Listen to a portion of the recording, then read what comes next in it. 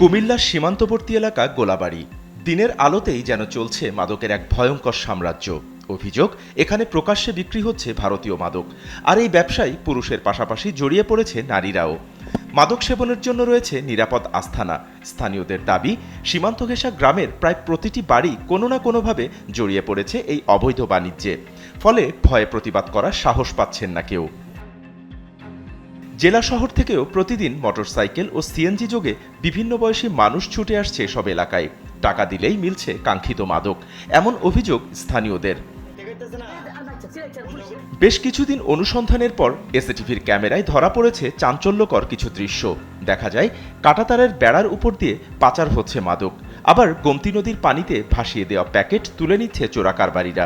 সবকিছুই ঘটছে দিনের আলোতে প্রকাশ্যে। এদিকে স্থানীয়দের অভিযোগ, প্রশাসনের কিছু অসাধু কর্মকর্তা ও প্রভাবশালী মহলকে ম্যানেজ করেই সংঘবদ্ধ চক্রগুলো চালিয়ে যাচ্ছে এই কারবার। তবে এসব অভিযোগ স্বাধীনভাবে যাচাই করা সম্ভব হয়নি। প্রতিবাদ করলেই মামলার সাক্ষীদের হুমকি, এমন অভিযোগও রয়েছে। তাই আতঙ্কে মুখ বন্ধ অনেকের। প্রশ্ন একটাই, সীমান্তে কাঁটাতার থাকলেও মাদকের এই বিষাক্ত স্রোত থামাবে কে?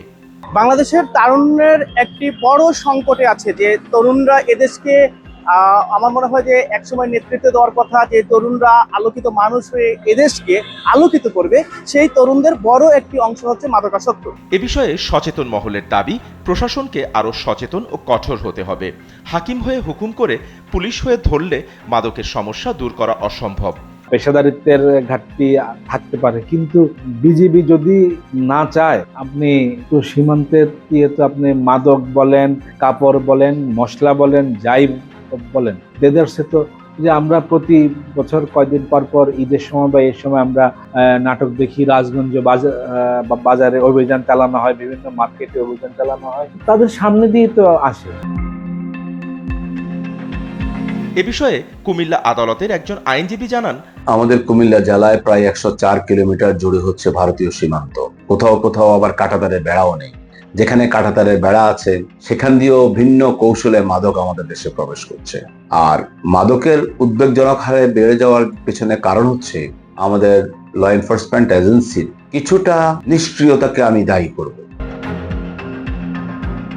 এ বিষয়ে এই প্রশাসনিক কর্মকর্তা জানায়, প্রয়োজন সামাজিক সচেতনতার।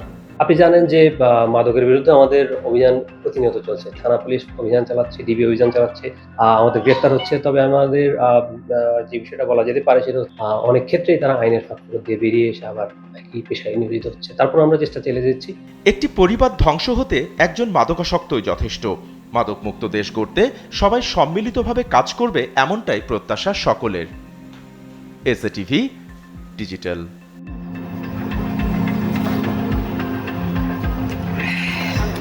খানা একটু খান।